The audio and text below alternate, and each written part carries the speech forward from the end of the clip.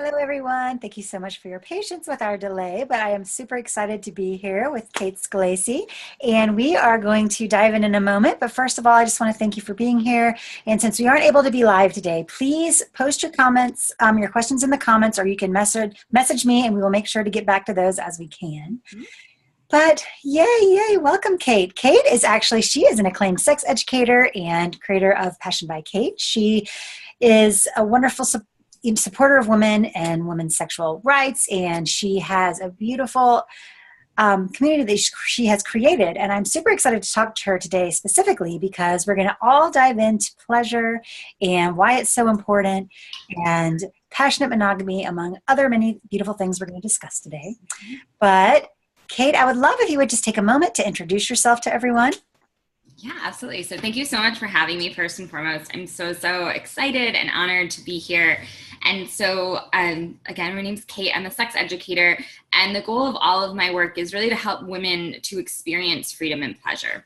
And the way that I look at it is it's both saying yes to those things that bring you pleasure and also working to say no to the things holding you back. And often we spend so much time on helping people and encouraging people to say more yes, that other side, the no side, which in many cases is even more important, gets totally ignored. So I really love getting to dig into what do you want pleasure-wise, and then how can we get there, often by what do we need to work through, let go of, say no to, ditch, et cetera, et cetera, et cetera.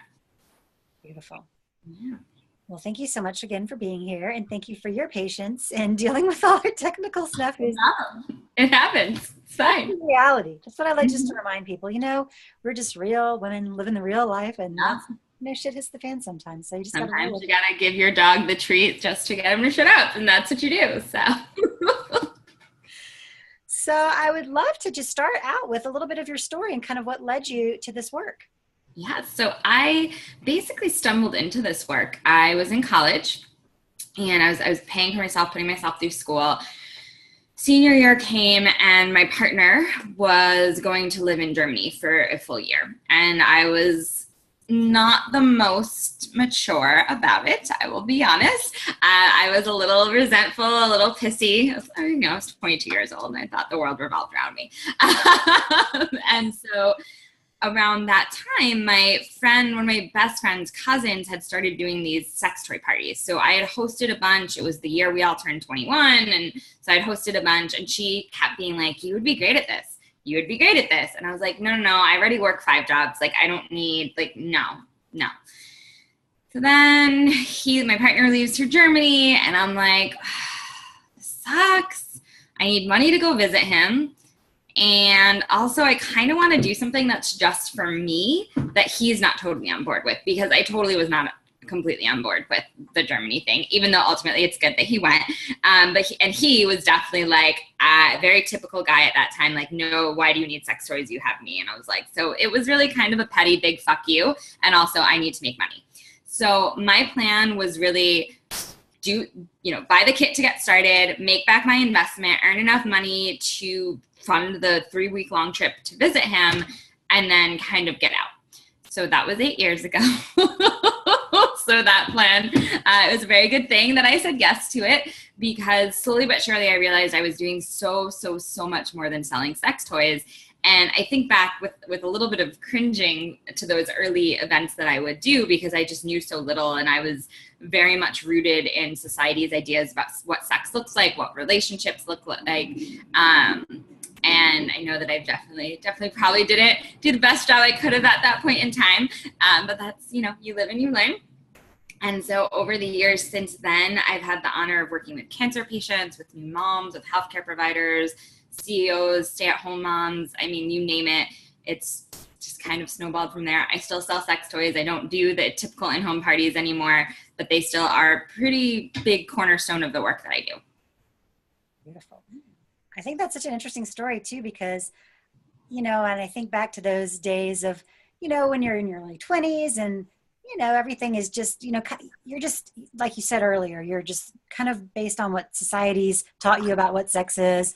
And, as you've been doing this for 8 years, how that's grown. I would love if you would just talk to that a little bit, because, I know we're in this industry, so we hear a lot about it, but for most people, a lot of this is new. So opening this conversation is so important. Yeah. So one thing I didn't mention is I was at a Catholic college. So I was doing these parties under the radar. And I continued to go back to my alma mater for 2 years after I graduated because the demand and the hunger for this knowledge and these products was that I would have to book one weekend a month every single month. And I would do 3 to 5 parties in a weekend right at my college campus under the radar. And thankfully I was like friends with a lot of the higher ups. And so like, so there was a hunger for it then, and there just continues to be a hunger for it now. And I think, I live in a wonderful liberal bubble of New York City. So most of the workshops that I do now, most of my relationship counseling, the women that I work with through that are starting to, if they're not already starting to recognize their problems, then they're already like fully in the like, this societal messaging is bullshit. I know that it's harming me, but I can't really sort through what the alternative is. And I'm ready to do that. And I need someone to guide me. So there's definitely increased awareness, even again, among those Catholic college students that we all were. They knew what they wanted. And I look back and I'm just like, I basically quit. I went down to having just 3 jobs instead of, 6, once I started doing the parties, because it was generating enough income for me to do that, because people just wanted the information. And I would see the same groups over and over again. And even if they weren't always buying stuff, they just wanted the information so desperately. So there's a hunger for it. There's a craving for it. And people are starting to recognize that this messaging from society is bullshit, but it is not universally happening. Every now and then I'll get a group that's very, very steeped in, I don't want to use the term traditional, but that's what's coming up, these more traditional gender roles, all the patriarchal and misogynistic bullshit. And those, I'm really grateful when I end up with a group like that, because I know that I'm planting seeds, but it's also extremely challenging because it's so different from what I'm used to. And I'm very much the type of person where I'm like, just let it all go. Like, okay, you're unhappy. Let's do something about it. Like, take action. And most of the time, groups like that, they're just not there yet because the ideas that I'm giving them are so new. Right. And so they go against everything they've been taught. And often, those are women in their 20s and 30s. So they've had, and sometimes even 40s. So they've had several decades worth of messaging around what I'm saying being totally, completely radical. And I know for myself back in the day, I really thought, that sex was not for me at all. It was for my partner, and everything was all about like looking a certain way or acting a certain way, or, forget my own pleasure. I would maybe pretend I was enjoying it, but really not even knowing for myself what that meant. So that, was a journey in itself. Yes. So I would love to. I was actually the opposite. And so this idea of freedom and pleasure, the why behind my work, is because sex for me has always come very easily. And I was very lucky. I don't know what I did in a past life to get my partner, but from the start, I've been with my partner since we were 16. And from the start, my pleasure was always equally as important as his, if not more so. Like, what 16-year-old from like fucking Fairfield County, Connecticut, like suburbs, what? I don't know what I did. So I'm very lucky. And when I started doing the parties, I just assumed everyone was having, right? You kind of assume everyone is having similar experiences to yours because that's what you know. And I had some friends who maybe weren't, but when I started realizing how much my experience was unique, it pissed me the fuck off, because this should not be unique. It's better for both people when both partners enjoy themselves. And it made me really sad, but it also, together that spurred me to action, because I was like, oh, this is a unique experience. I want everyone to feel the way that I feel during sex. And it doesn't have to be the same exact way, right? We don't have to like map out the emotions, but I want them to feel that sense of freedom and openness and just being that I get during my sex. Oh, I love that. Freedomness and openness and just being. Yeah, that's beautiful. So I'd love to talk a little bit more about freedom and pleasure. I know you touched on that a little bit in the beginning, but just to kind of expand more about what that means to you. Yeah, absolutely. And so, and I kind of touched on it a little bit. When I started digging into kind of what were my experiences with sex, what did I want for other people? What's my why for doing this work, which came many years after I started doing it, because I was literally like, oh, make some money. Great, cool. Sell people some sex toys. And again, I realized that for me, experiencing orgasm was this ultimate moment of just complete and total freedom. I wasn't a body. I wasn't a person. I was just pleasure, head to toe pleasure. And as I realized that that wasn't the case for other people, again, it made me angry, it made me sad. And I wanted that for them. I wanted for them to experience such deep pleasure that it just, everything else fades away. They feel totally free within that pleasure. And so again, over the years, working with it, figuring out, where are the sticking points for people? Why isn't this happening for more women? And I realized, again, it's this combination. So first of all, so many women have these desires that go unsaid, and they go unsaid for numerous reasons, all of which are valid. I want to be like really, really clear on that. This is not belittling or undermining or shaming anyone. But there's a lot of reasons why women don't speak up about their desires, why they don't share their desires. There's shame, there's trauma, there is body image stuff, there's messages from society that say women aren't supposed to want sex as much as possible, and the list goes on. So I realized that while empowering people with tools to add more pleasure, make things better, I also needed to help them work through those things that are holding them back. And they're very individual, but most of them, almost all people who live as women in this world experience some sort of shame and trauma. It's just, you can't go without it. The levels vary greatly, but you just can't. So how can I help people work through that? How can I help people work through their body image issues, stuff with chronic illness, etc.? So for me, it's really about having that experience of complete and utter freedom that comes when you fully immerse yourself in pleasure. And then also, how do we get there? What's the process to make that happen? Because just telling people to do it doesn't work. Yeah. It's too much stacked against us. Yes. It's so true. So that brings up a good point, because, like you said, it's not an overnight journey.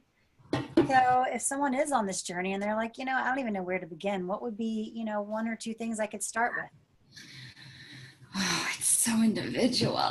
This is where the educator in me is like, well, what's their learning style? What's their love language? Let's dig into this. Mm-hmm. There isn't an answer, and that's where that's the answer no one wants, is that there's no magic trick. Generally, I encourage people to get into their body in some way. However, I also recognize that for some people, it's not safe to be fully present in their body, particularly for people with extensive physical trauma, with chronic pain, trans individuals. Being super present in their body may actually be more harmful than helpful towards what we're going for. But it is also something that for many people is very powerful. So whether that's through meditation and mindfulness, whether that's through dance, sound, I just thought of something when I said sounding, that is pretty universal. So stress, let's talk about stress and pleasure for a second. Managing your stress. And I don't just mean like get your stressors out of your life, because let's be real, that's not going to happen. But finding a way to complete the stress cycle when it happens. And there are lots of different ways you can do this, but some popular ones are movement, sound. So primal screaming. It's hard to do in New York because I'm worried my neighbors will think I'm like, something bad is happening, but also no one really cares. Shaking. If you've ever gotten so angry or stressed that you like start to shake, but you tamp it down, like let yourself shake. It completes the cycle. So those are three really good ways. And orgasms are also great for that, but they're great for all sorts of release. So really be mindful about completing the stress cycle as quickly as you can. And of course, that's going to vary situation to situation. So that way it's not stuck in your body, stuck in your brain, and overloading your brain, so that you can focus more on your pleasure. So that would be one thing that I'd say can be really powerful.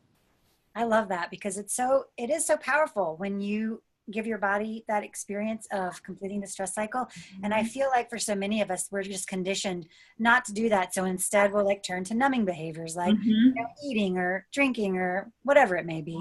I actually have gone through about, last week was it was one of those weeks where like everything, like all the angles every day. And I was like, and I found myself getting really nostalgic. And I said this to a friend, and I was like, I don't know what's happening, but I'm literally laying in bed, not sleeping, like reminiscing about the past. She's like, Kate, you're numbing out. And I was like, oh my, what? Like my mind blew. And so I bring that up because it just happened to me, but because sometimes that shows up in really really unique ways. And I mean, we all get a little nostalgia from time to time, and like I am overdue. Like the good thing is it spurred me to book a trip to go see some college friends who I haven't seen in like 3 or 4 years because of our schedules. But like, gosh, I was just like, why am I not sleeping thinking about college and how amazing it was? Like, what? That's not me. Right. So it can show up in these really kind of funky, insidious little sneaky ways that you don't even realize. Yeah. Mm-hmm. So true. Or, you know, like mindlessly scrolling Facebook. I noticed myself doing that from time to time. And yeah, been a crazy week over here too. So like last night was having awareness of doing some things. I'm like, oh yeah, what can we do instead? Yeah, exactly. So making that space. And that's the thing. Sometimes you might not be able to do it right in that moment. Mm-hmm. Maybe you go to the bathroom and scream in your hands, but mm-hmm. You know, knowing that at least in a few hours you can give yourself some space to like have that release, that's helpful. And you could also do it daily, especially with something like shaking or moving your body. If you can just make that like part of a daily practice too.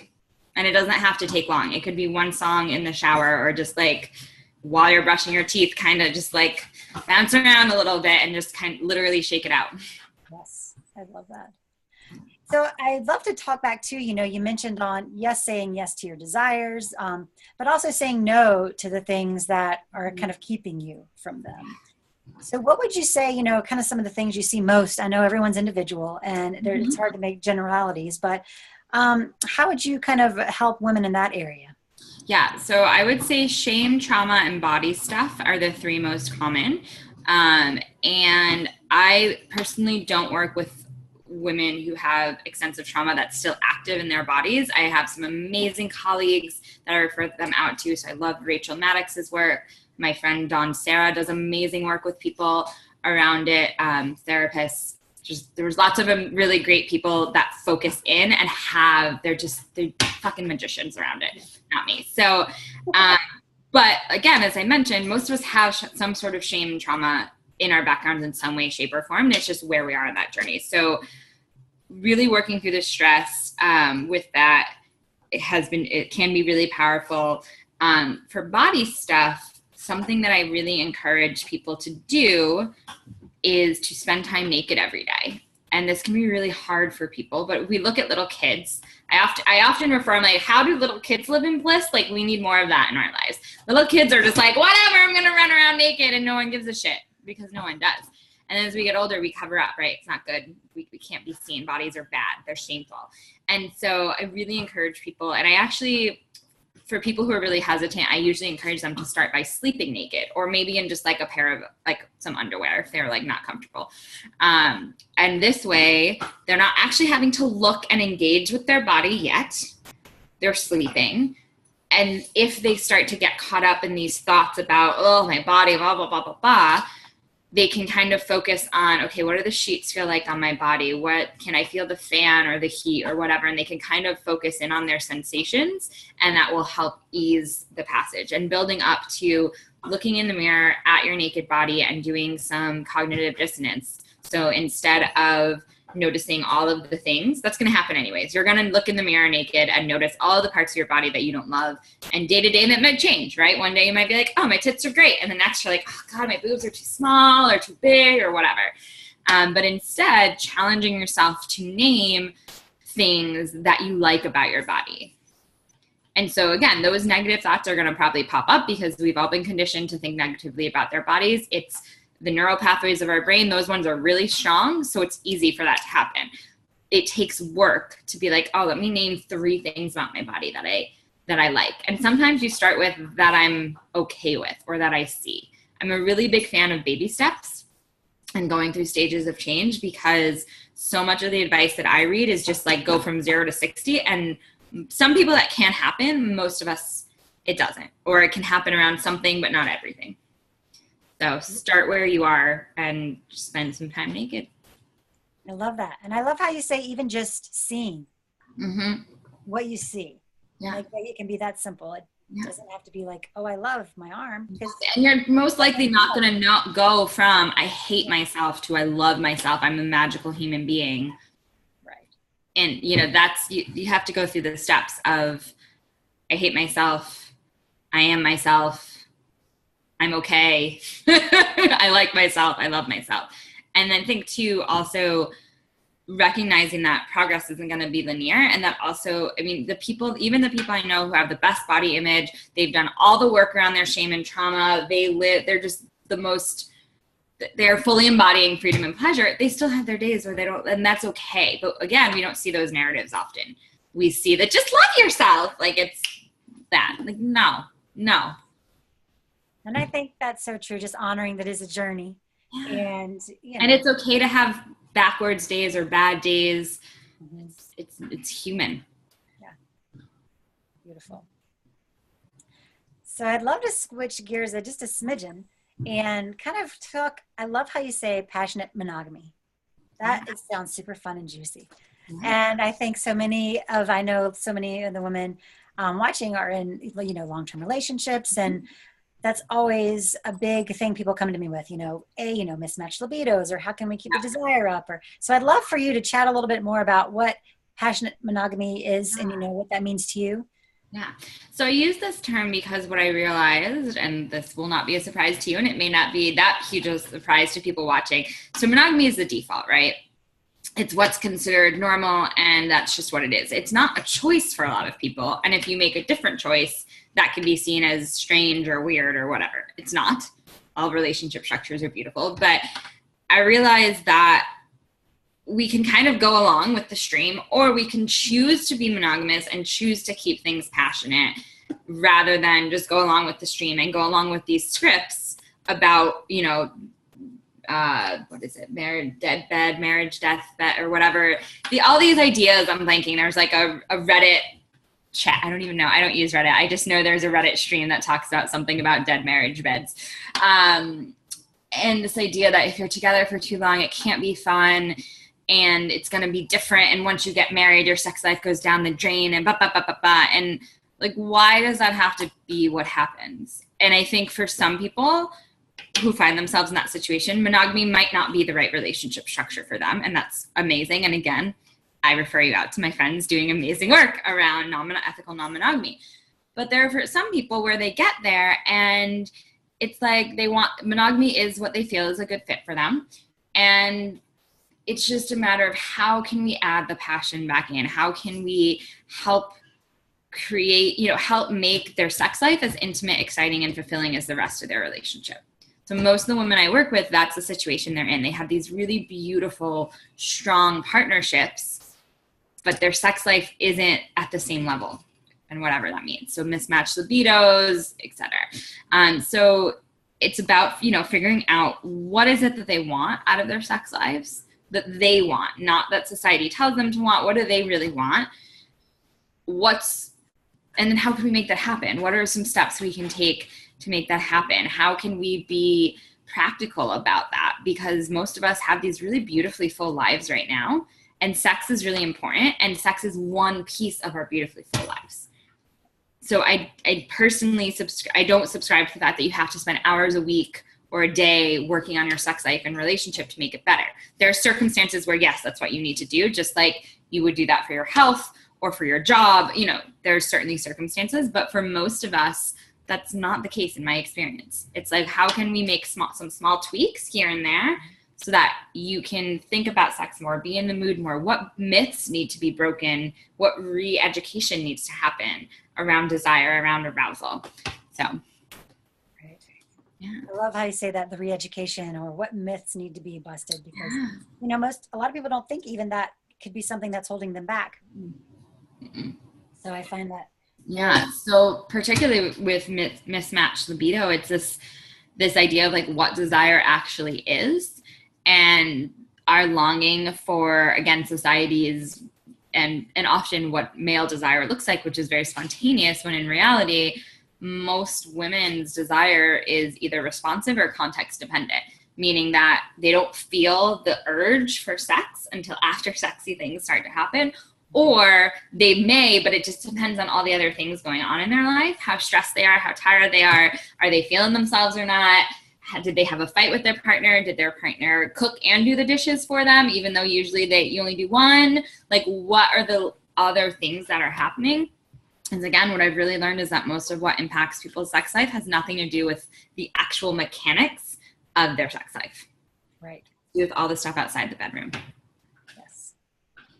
So how would you say, I know again, it's everybody's so individual and everybody's got different needs and, you know, but I would say maybe it would be, what would be one step that you would say you could bring up with your partner or, you know, to go down that road of trying to, you know, talk about it. Cause I think that's one of the things too, that a lot of people feel really challenged to bring this up, like how they could be their best friend, their partner, they could talk to them about anything but sex a lot of the time.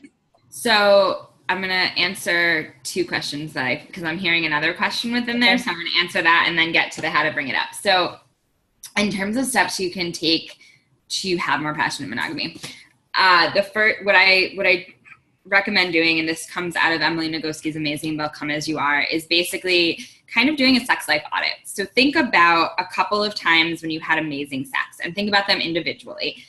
And go through, where were you? Who are you with? How are you feeling about yourself? How are you feeling about the person? What was their health like?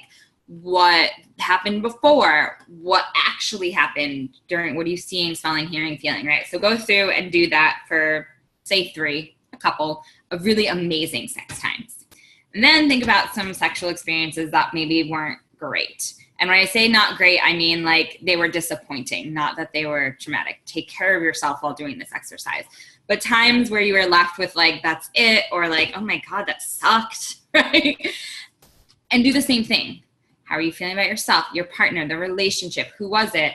What happened? And then kind of go through the list and look for where there's overlaps on each individual list. So for the great sex, what were the things that you noticed are present in all three of those experiences? What were the things that were present or missing in the three bad experiences? And then you start to get a sense of the context that you need to create for your sex life, right? So you've done this, you have an idea, boom, great, fantastic. Now you want to talk about it with your partner, because the thing is, before you bring up a tricky topic like sex with the partner, you kind of want to have an idea of what you're going to say. And I always encourage people to keep it pretty focused around one thing, rather than be like, I want to talk about mismatched libidos, and I want to try some sex toys, and I want to do this, and why don't you fuck me harder, and blah, blah, blah, blah, blah. And then you're like yelling at them for not taking the garbage out. And why are you ever going to go into having that conversation again? Like, neither of you wants that. Yeah. So figure out like what you want to say. You don't have to script it out, although if writing it down helps, do that. And then what I usually encourage people to do is to use me. Use this conversation, use my articles, use my workshop. For workshops, you get a couple of months to blame it on me, but the blog posts happen every week, so it's okay. And say, hey, I was reading about, or my friend told me about, how do you feel about that? And so there's a couple things happening with bringing it up that way. The first is it kind of takes a little bit of the responsibility off your shoulders. And in an ideal world, we wouldn't need to do that. But when the world we live in is not ideal. So it's nice to be like, oh, hey, yeah, I was reading Cosmo and this magazine, like this article mentioned anal play, for example, common one that I hear a lot. Like, how do you feel about that? The second thing that's happening is you're not asking a yes/no question. So you'll notice I'm not saying, do you want to try that? You're saying, let's talk about it. You're inviting them to the conversation, because nothing will shut down a conversation faster than a yeah or a no. Yeah. Right. So really kind of, again, use this conversation. Hey, one of my Facebook groups was talking about X, and just insert anything, right? You can make it up a little bit. Like, you have some freedom. You don't have to actually have been reading something, but if you feel like you need to, just, check out one of our sites and like do that. Find what you're looking for, and then boom, you're done. That is such a non-threatening way to bring it up too. I love that. Mm-hmm. And it also, it's not about like dissatisfaction. It's just like, oh, I heard about this thing. What do you think about that? Let's have a conversation about it. And I would also recommend not doing what I did, which was stewing about something on a subway ride from Brooklyn to Upper Manhattan, which for non-New Yorkers is about an hour to an hour and a half. And then as soon as we get off the subway on the sidewalk, blurt it out. Like, don't do that ever. I mean, it's okay if you do. Forgive yourselves, because I've done it. But try and do it when you actually can have a conversation and like not in public when there's a million people around. I'm like, we don't really have cars here, but like if you driving is a really good time to have the conversation because there's a lot of other stuff to look at, but you're also kind of together for that time. So you don't have to like look each other in the eye if there's some tension or embarrassment or like, oh, I don't know what to do. Yeah. Beautiful. And I know you mentioned, sex toys in there too. And obviously you're a very expert in this area. And I would love to kind of chat about that because I know people have all kinds of varying views. So in your experience, what would you say, if that's something that you want to bring in? I know this is another good way to bring it up, the conversation that we just had about, I was just reading about XYZ and what do you think about that? But, just in your experience, what have you found with working with sex toys and sexuality versus no sex toys and sexuality? So I really view sex toys as one tool in the toolbox. I think they are a really vital tool. They're an easy tool to mix things up, to try new sensations, to do some role playing. They're just so versatile that I've definitely fallen into the camp of like, why wouldn't you use them? But I don't believe they're not going to solve your problems. They're not going to fix everything, but they're incredible at enhancing. And we know that variety is really important for passionate monogamy. And it doesn't have to always be trying new things. Boring sex is also fantastic because it just reflects such a deep level of intimacy and knowing your partner. It's, it's so, so beautiful. So I don't want it to be like every time you have to have sex, it's going to be different. But toys just aid that. They ease that. They make it easier. So that's really how I view them. And I think that, again, using a toy is a very personal choice. I am in the pro toys camp. But even within that, it's very much like, don't use them the same every single time in the same exact way, because our bodies like to take the easy way out. And so the more we do something the same way, the stronger, again, those neural pathways get. And therefore, that's how our body learns to do things. And so we're training a dog right now, and it's very much the same thing, right? Like it's like the more he does something, the better he gets at it. Mm-hmm. So your body does the same, even if those behaviors aren't what we want him to do. So he has started dashing out the door, and I'm like, the more he does it, the faster he gets and the easier it gets for him to do, and the harder it gets for us. So when it comes to something like orgasm, pleasure, the more you do it the same way, the easier it gets, but it also makes it harder to then do it another way. And so it's a little bit of a balance. So I'm very pro toy. I love them. There's so many out there now, and just something for everyone, whether you want it to vibrate or not. If you want a really natural material, or you are okay with something like silicone that's completely safe. I am definitely very much in like your toys need to be safe materials camp. Yeah, because we tend to worry about what we're putting on our skin and in our hair and on our, in our mouths, and then we don't think about what we put in our vaginas. And I'm like, super absorbent down there. So, or our assholes, like very absorbent tissue, thin, it takes everything in. Got to be careful. Non-toxic, please, right? Yes. Safe. I love the way you describe that, because I think that's so true. Just having the balance, and and I also, just that even the boring sex, that you can view that as so beautiful because it is like a reflection of your intimacy. That makes me remember that one Sex in the City episode, I think, like Samantha is with her. I need to do a binge. And I've never seen Sex in the City. I need to do like a full binge one of these. It's funny because obviously when I watched it, I was much more in that demographic. Now I'm like 10 years older or 15 years older and have family. It's totally different, but I can relate to those stories. But anyways, that was they were all going through their sexual experiences of the night. And like one of them was all wild, and one of them was not getting what they wanted. And one of them was just like good old connected, boring sex.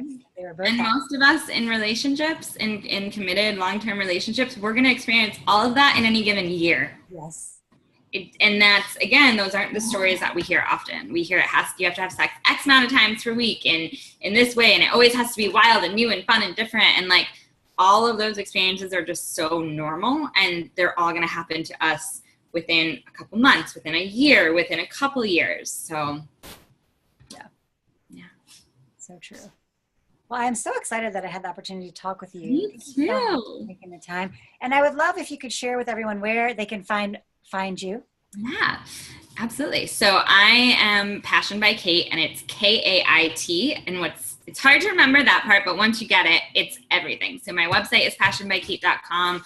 All of my handles, Instagram, Twitter, Facebook, are my 3 most used, are at Passion by Kait. So Kait. I basically lopped off the LYN of the Caitlin, if that helps people remember. Yeah, I'm always there. And I actually have an article coming out this week about how to introduce sex toys. That was very timely that we talked about it. Awesome. Well, I do. There's such amazing things on her website and all her handles, as she said. So check her out. And I will also post, she was talking about the Come As You Are, great book. I will post more information about that too in the comments. And then again, if anybody has any additional questions, please feel free to reach out to either one of us and we can help you the best we can. And thank you so much for listening since we couldn't be live today. And we will see you next week. Bye.